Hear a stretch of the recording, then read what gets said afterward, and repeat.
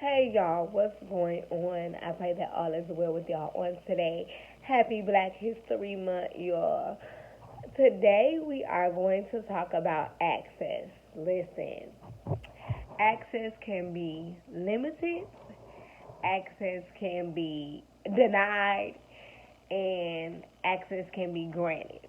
Um, when you look up the word access, it means approaching or entering a place. And we know that with, you know, Corona, our access to certain places is limited by a certain number, right? Because they want to hinder the spread of the virus. But when it comes to us, let's think about this. Corona also hindered us from having access to certain things. What I mean by that is, it hindered us to having access to certain things. And the crazy thing about it is, Corona stopped our access to certain things, which is good because it also allowed us to stop. What I mean by that is, it's some things that we should have hit access denied on, but we couldn't, or we wasn't strong enough in the moment. But in a crazy way, Corona helped us say access denied to whatever that thing is that we should have hindered and limited access to a long time ago. And the thing about access is it's a privilege. It's definitely a privilege. Everybody does not need access to you all the time. Everybody does not.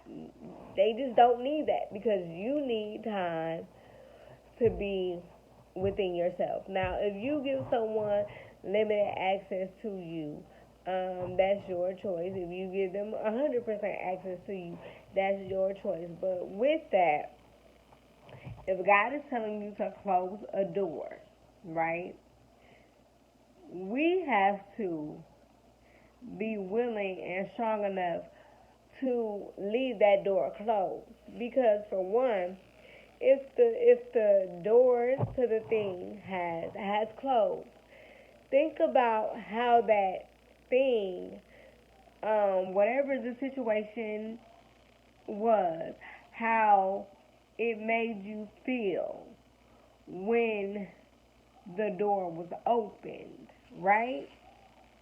And if that same thing comes back and if that same thing comes back and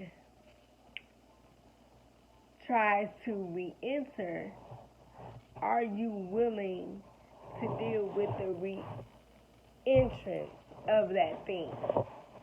Think about Jesus, right? Jesus wanted everyone to, that he encountered to get to know him, to have a personal relationship with him. But he also knew that certain people were, trying to attach themselves to him just to get from him or to talk about him, to belittle him. Access is a privilege, you guys.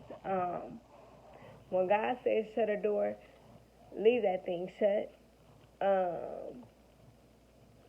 If you're not strong enough to tell whatever the situation is, job, friend, family, whatever it is, your own personal thoughts, that this door is no longer accessible to you, pray to God and ask for the strength.